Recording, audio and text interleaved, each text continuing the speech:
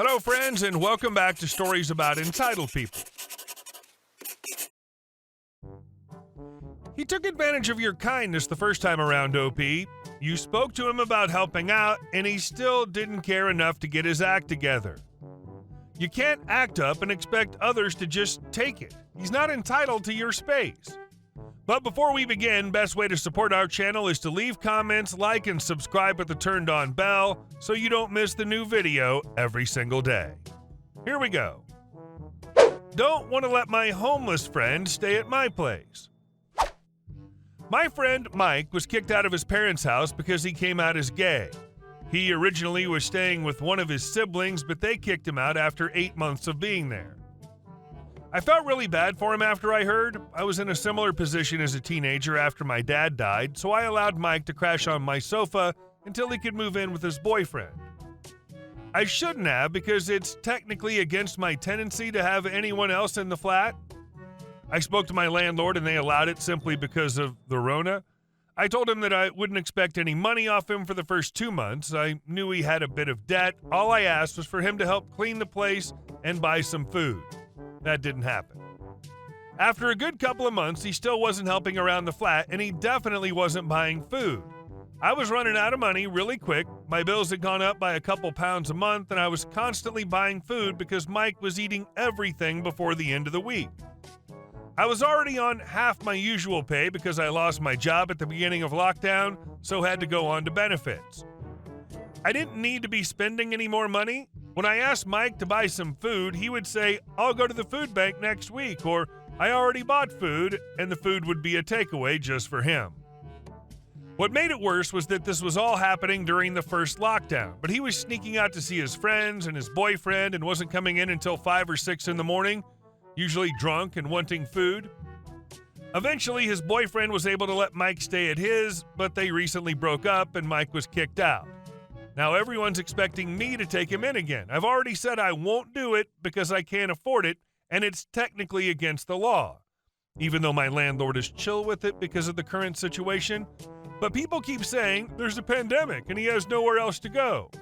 And honestly, I would, but I can't be bothered to babysit him again. Edit. Today I spoke to a couple of mine and Mike's friends over video chat. I explained that I wouldn't be able to look after him because my landlord has asked me not to let people stay. Most were okay with it, but one friend, who Mike has been slowly trying to move in with, started having a go at everyone for being too harsh on Mike and said his place isn't to be stayed in. To which a close friend of mine replied, "And you think OP's is?" After we all calmed down, we decided to make a plan in terms of how we're going to help. We have a list of charities that can help. Most can't do much until after lockdown is over, and we're making sure he'll constantly look for accommodation within our local area. Job-wise, we aren't sure, as up until now he's always said that his mental health has stopped him from keeping a job, and he already gets 3 times as much as I do in benefits for this reason. He just can't get full rent support until he's 25. It's only £250 for 18 to 25-year-olds. And our second story. Won't provide me a laptop for work? Fine, I won't work then. Background. I completed my B.Tech in computer science in 2020, and this was my first job fresh out of college. This was a B2B startup in the telecommunications space and was well on its way to being part of the famed Indian unicorn space. I was hired as an intern with a pre-placement offer, basically confirmed conversion to full-time after internship, for an above-average salary. I started my internship in office from January 2020 and generally liked all of my colleagues and the work.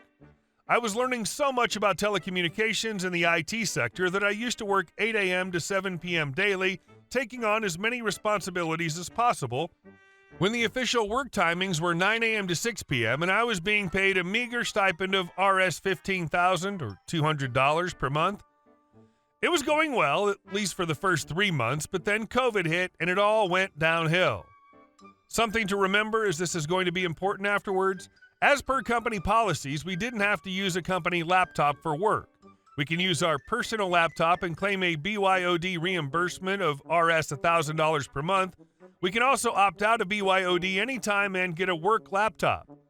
As an intern, it was compulsory to opt in BYOD. Now, before the main part of the story, a lot of things happened. I would try to provide you with brief and accurate timeline on what all happened. March 20. Lockdown started in India, so I started to work from home. To track how much time an employee worked, they forced us to install time tracking software, which used to track mouse movements, key presses, and used to take a screenshot every 5 minutes. If total time tracked was less than 8 hours, it was marked as half-day leave. As someone using personal laptop, it was a huge privacy issue, so I dual-booted my laptop and used Ubuntu for work. April 20. Company decided to cut salary of all employees, including interns, giving COVID as reason. Now I was making Rs $12,000, or $160 monthly. July 20. I started full-time with significant less salary than initially promised, as apparently the company was struggling.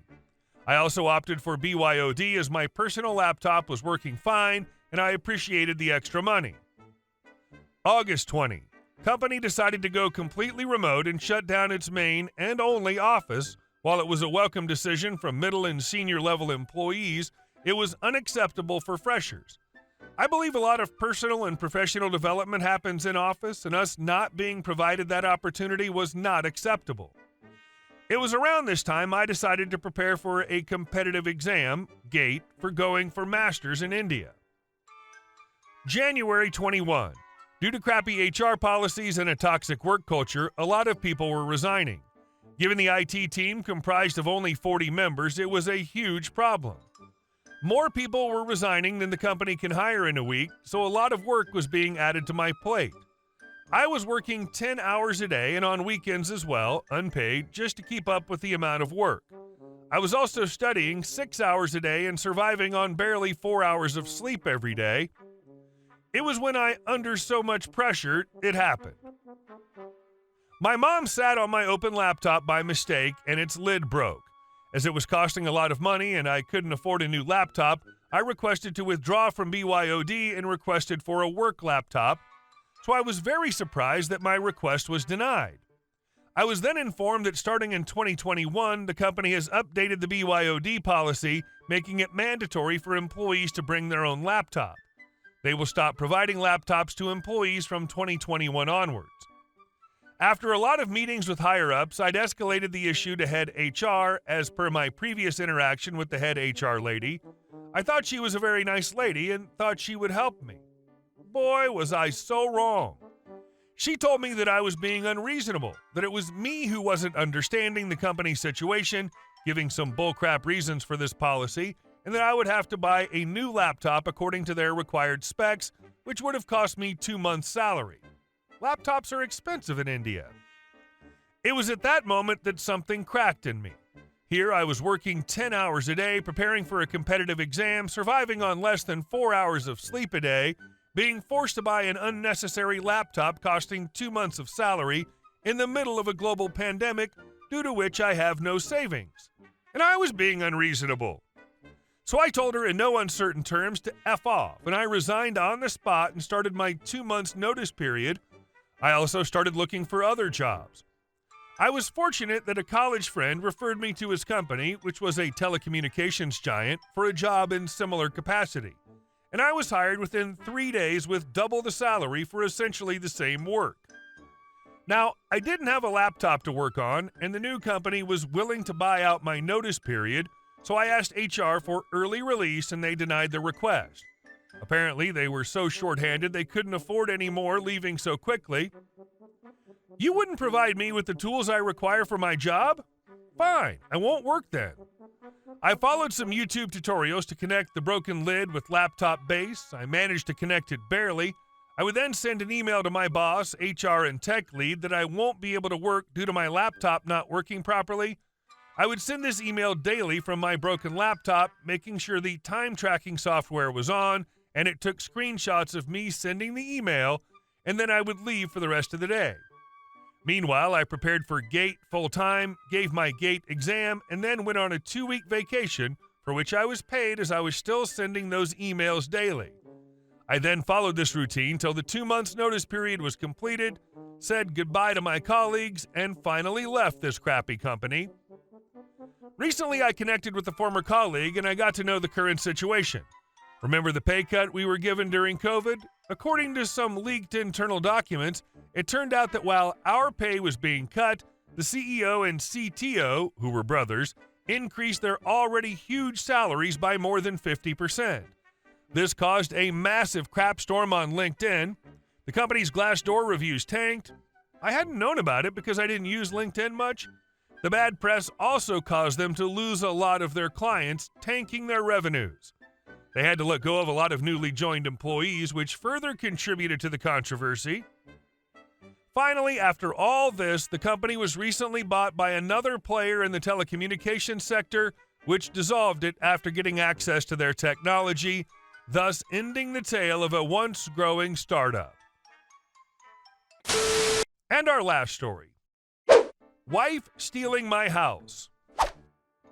My wife had an affair last year. I asked for a divorce, a process which has begun. We have no children, but own a large detached house together.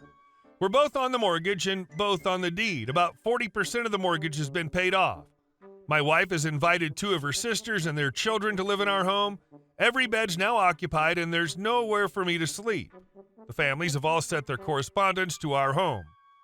During the court proceedings, my wife told the court that the house could not be sold as it would make 5 children homeless. The judge agreed with her. But as there's nowhere for me to sleep in my own home, I've been made homeless.